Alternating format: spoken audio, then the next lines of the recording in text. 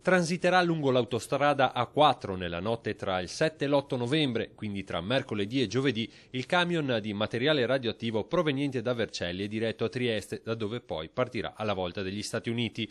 Oggi nelle prefetture e nelle questure delle province interessate dal passaggio del convoglio si sono tenute le ultime riunioni con i sindaci per mettere a punto gli ultimi dettagli affinché le operazioni si svolgano nella massima sicurezza. Nel Trevigiano saranno interessati i comuni di Mogliano, Roncade, Zarobranco, Preganziola, Casale, Monastier, Salgareda, Cessalto e Motta di Livenza.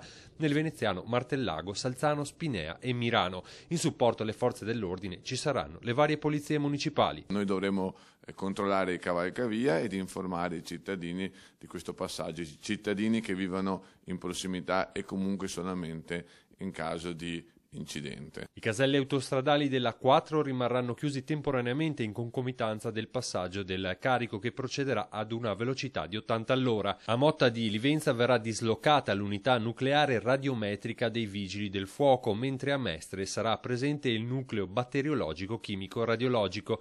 Previste scarse ripercussioni sul traffico, il timore riguarda piuttosto possibili gesti dimostrativi o azioni di protesta di gruppi ambientalisti. In quest'ottica verrà prestata particolare attenzione alla terza corsia della A4 in fase di costruzione. Questo è l'unico vero rischio che vedevo io, insomma, di fatto delle contestazioni, qualche scalmanato che potesse presidiare ed ostacolare questo trasporto. Per questo ho chiesto la massima collaborazione da parte delle forze dell'ordine che c'è stata, saranno presidiati addirittura tutti il cavalcavia per tutta la notte.